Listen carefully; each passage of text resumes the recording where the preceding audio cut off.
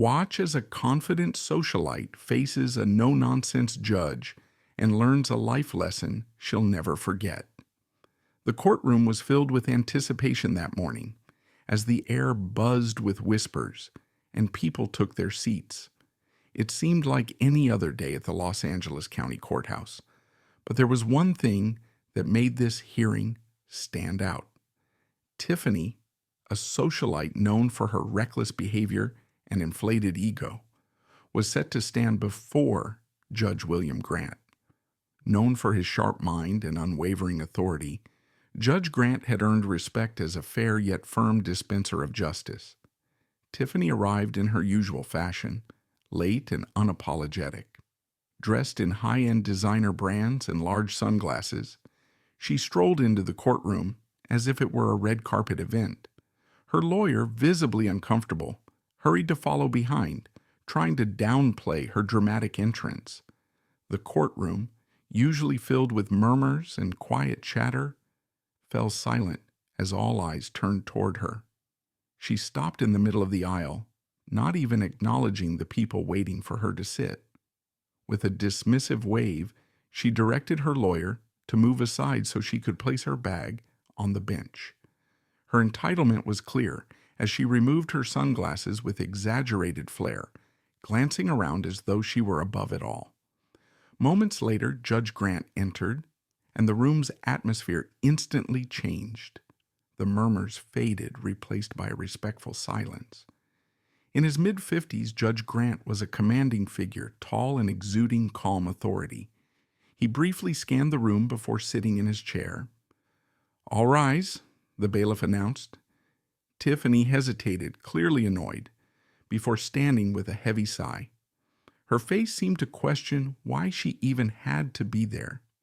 Judge Grant, unfazed, adjusted his glasses, opened the case file before him, and began the proceedings. Tiffany's case was straightforward, a series of parking violations coupled with a reckless driving incident that endangered a pedestrian. What should have been a simple hearing, however, was about to take a dramatic turn due to Tiffany's arrogance. As Judge Grant began to list the charges, Tiffany's body language shifted. She leaned back in her chair, crossed her arms, and rolled her eyes, making it clear she was not taking this seriously. Her blatant disrespect did not go unnoticed, but instead of reacting, Judge Grant continued with his calm professionalism. His words were measured, as though he was daring her to escalate things further. The room's tension was palpable, and even the most seasoned courtroom regulars could feel that something big was coming.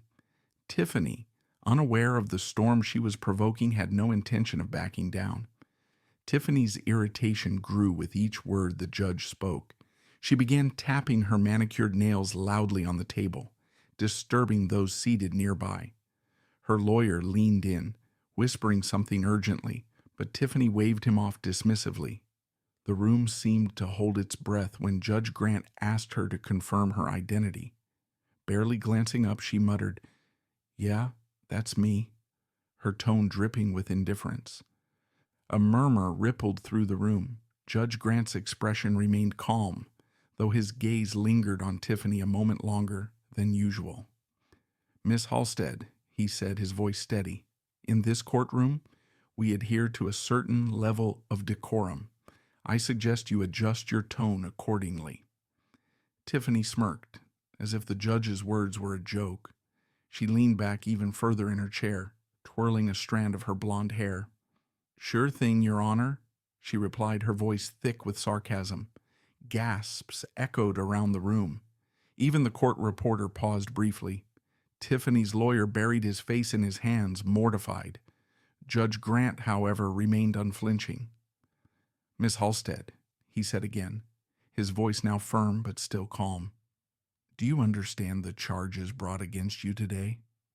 Tiffany rolled her eyes once more and let out an audible sigh. "Honestly, no. I mean, it's just some dumb parking tickets and what? Someone got scared because I hit the gas too hard? This is a waste of time." The courtroom fell silent, all eyes now on Judge Grant, who slowly closed the folder in front of him. He took off his glasses and deliberately placed them on the bench, creating a brief moment of tension, as if time itself had paused. "Miss Halstead?" he said slowly, his voice calm but carrying undeniable weight. "I would advise you to choose your words carefully from this point forward." The gravity of his tone made even the most indifferent spectators sit up straighter, but Tiffany, still oblivious to the seriousness of the situation, simply shrugged. "What?" "It's true," she said, leaning forward. "It's not like I hurt anyone. This whole thing is ridiculous." Tiffany failed to realize, however, that her words were no longer falling on deaf ears. Judge Grant's silence was deafening, and the courtroom was about to witness a response. Judge Grant leaned back in his chair, his piercing gaze fixed firmly on Tiffany.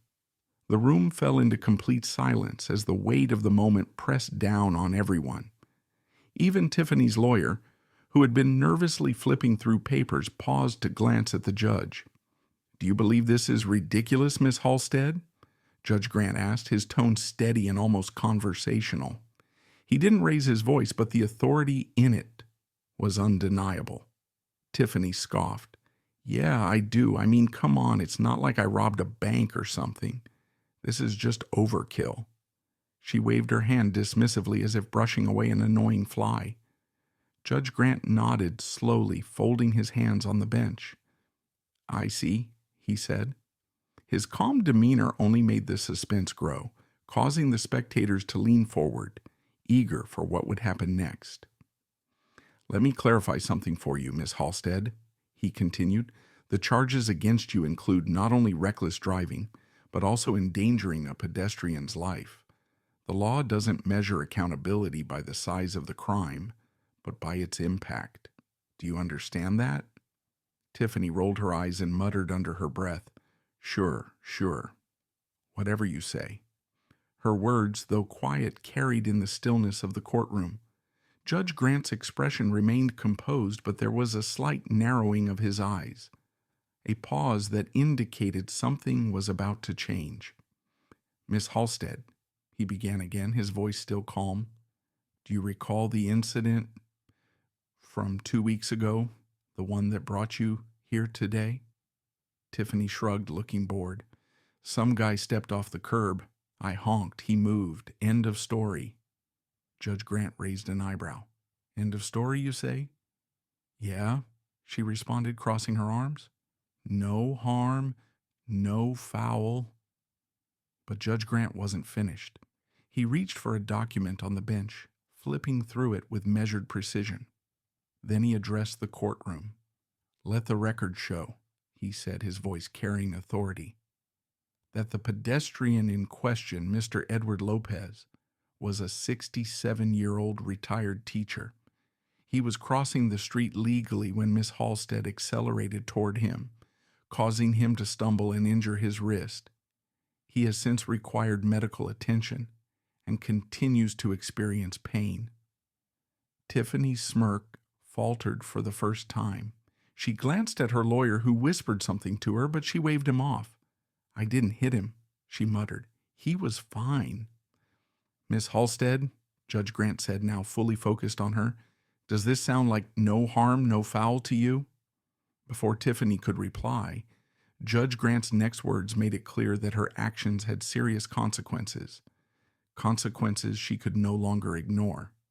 Judge Grant's steady gaze remained fixed on Tiffany. As he spoke, his voice measured. "Miss Halstead, your perspective on this matter is troubling, not because of the charges themselves, but because of your refusal to acknowledge the weight of your actions." Tiffany leaned back in her chair, feigning indifference, though the growing tension in the room was impossible to ignore. "Look," she said, "I said I didn't hit him. People are so dramatic these days." Her comment drew gasps from the courtroom gallery. Judge Grant lightly tapped his pen against the desk, pausing before speaking again. "Dramatic?" he repeated, his tone still even. "Would you like to hear from Mr. Lopez himself, Miss Halstead? Because he's here today in this courtroom." The room fell silent with anticipation as Tiffany's confident facade wavered. Her eyes briefly flicked toward the gallery, where Mr. Lopez sat quietly in the second row. His arm was in a sling, and his weathered face showed no anger, only quiet disappointment that seemed to cut deeper than any harsh words could. Tiffany shifted in her seat, her defiance beginning to fade, though she muttered under her breath, "I'm sure he's fine." Her voice lacked its previous bravado. Judge Grant leaned forward slightly, his presence commanding the room.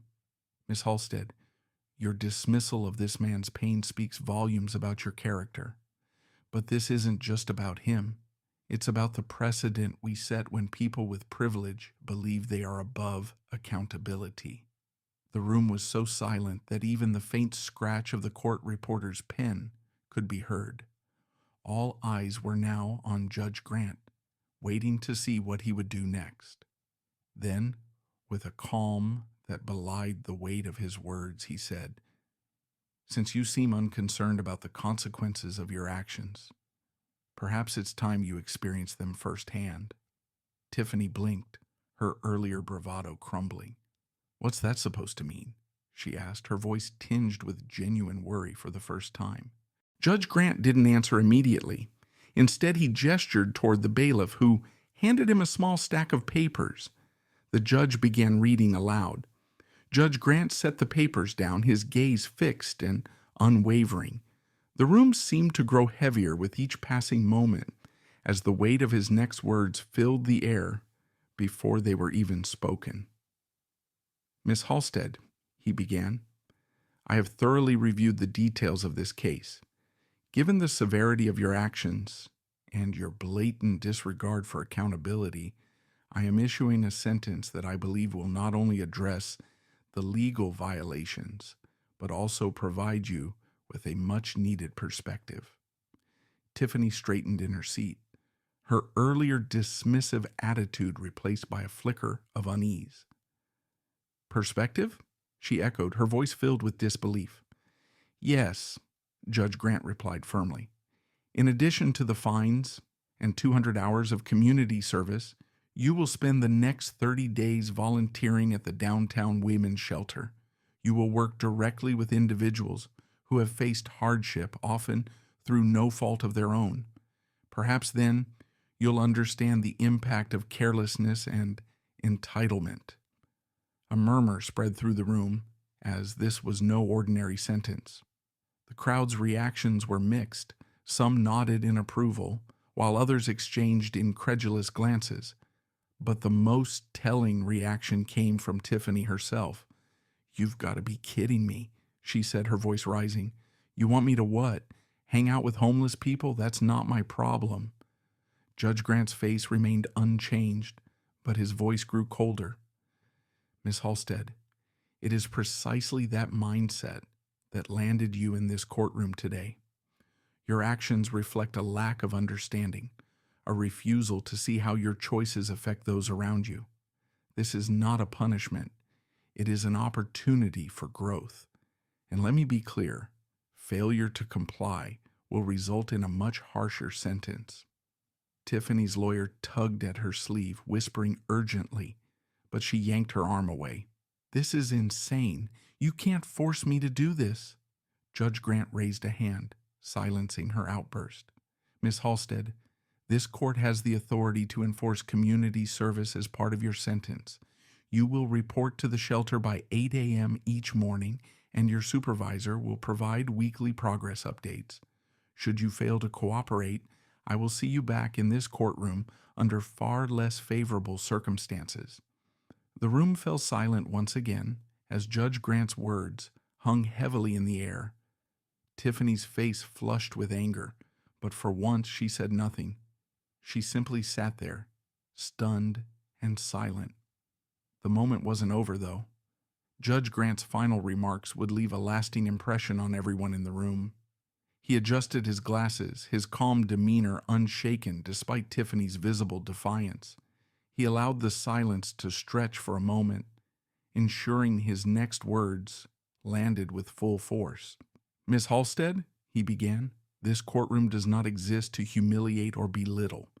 It exists to uphold justice and, when possible, to teach.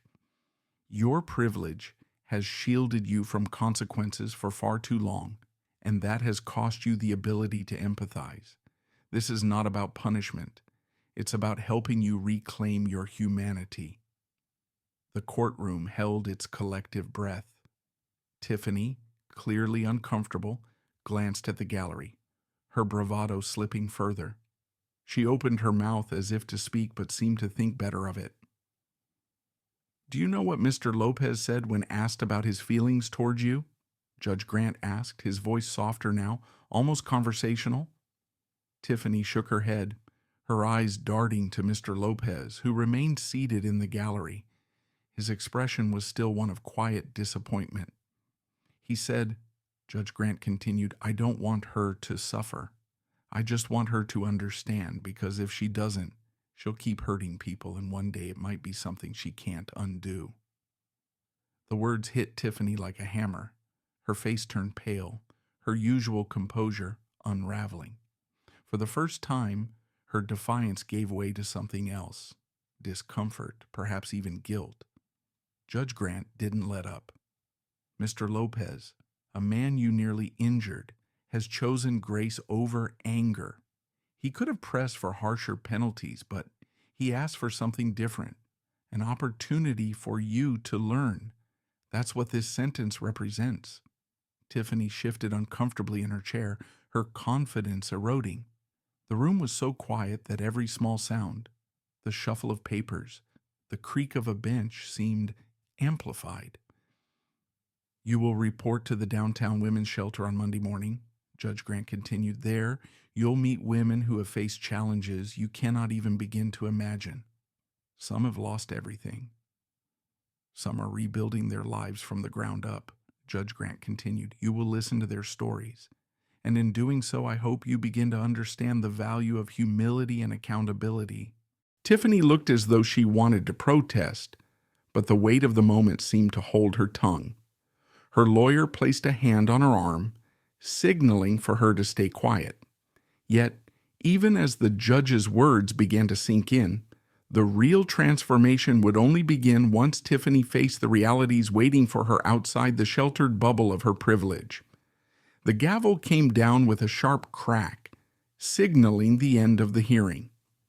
"This court is adjourned," Judge Grant announced, his voice firm as he rose from his seat and exited the courtroom. The tension in the room lingered like a storm that had just passed but left its mark. Tiffany remained seated, her face a mixture of disbelief and indignation. Her lawyer leaned in, whispering hurriedly, but she barely acknowledged him. The gallery began to empty, murmurs rising as people discussed what they had just witnessed. Mr. Lopez stood slowly, his arm in a sling, a stark reminder of the incident that had brought them all here. He glanced at Tiffany as he passed, his expression still kind but resolute. She avoided his gaze, staring instead at the table in front of her. Outside the courthouse, reporters had already gathered, eager to capture the fallout from the dramatic hearing. Tiffany's name, already a headline for her socialite antics, was now linked to a moment of courtroom drama that had captivated everyone in attendance. Cameras flashed as she emerged, flanked by her lawyer, who shielded her from the barrage of questions. "Miss Halstead, do you have any comment on today's sentencing?" one reporter called out. "Do you feel the sentence was fair? What are your thoughts on Judge Grant's decision?" Tiffany's usual arrogance resurfaced. "No comment," she snapped, pushing past the crowd and into the waiting car. But inside, the facade began to crack. As the doors closed and the noise of the reporters faded, her shoulders slumped. For the first time, it seemed reality was setting in.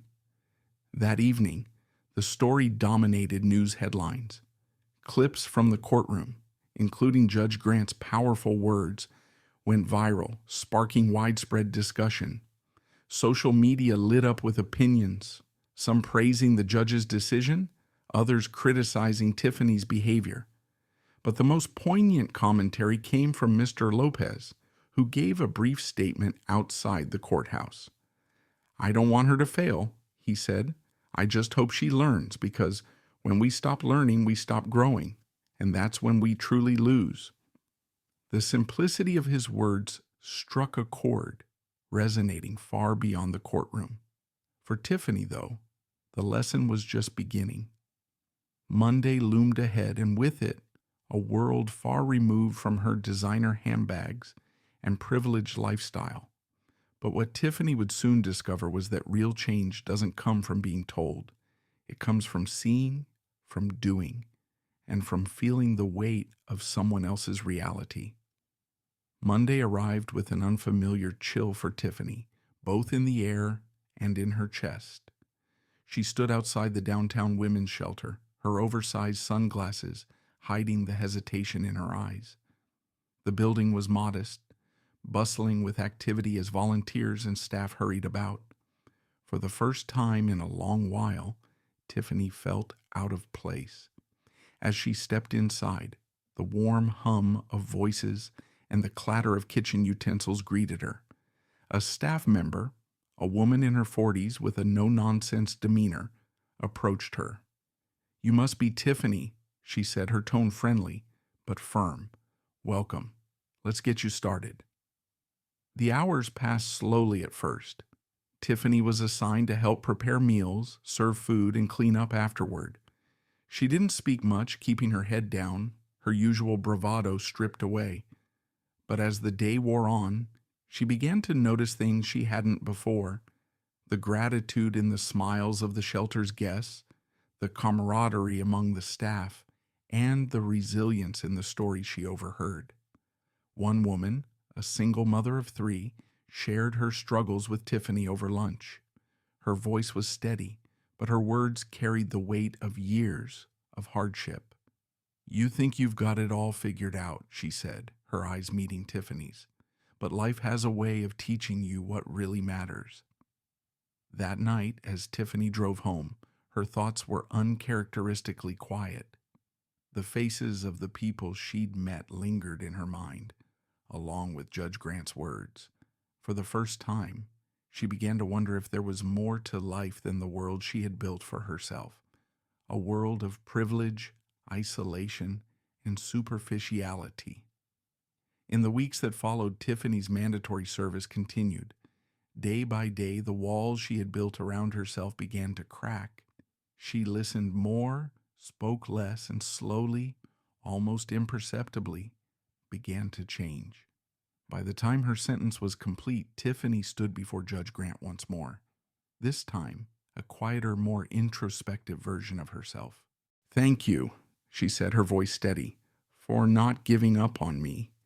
Judge Grant nodded, his face softening just slightly. "The real thanks will come." As Tiffany left the courthouse, the sun shining brightly above her, she carried a small but powerful hope, a hope that she could rebuild not just her life, but her perspective. Tiffany's journey became a reminder to everyone that change is possible, but it requires humility, courage, and the willingness to confront one's own flaws. What will you do today to open your heart and mind to the lessons life has to offer? If this story moved you, share your thoughts in the comments and subscribe for more stories that inspire reflection and growth.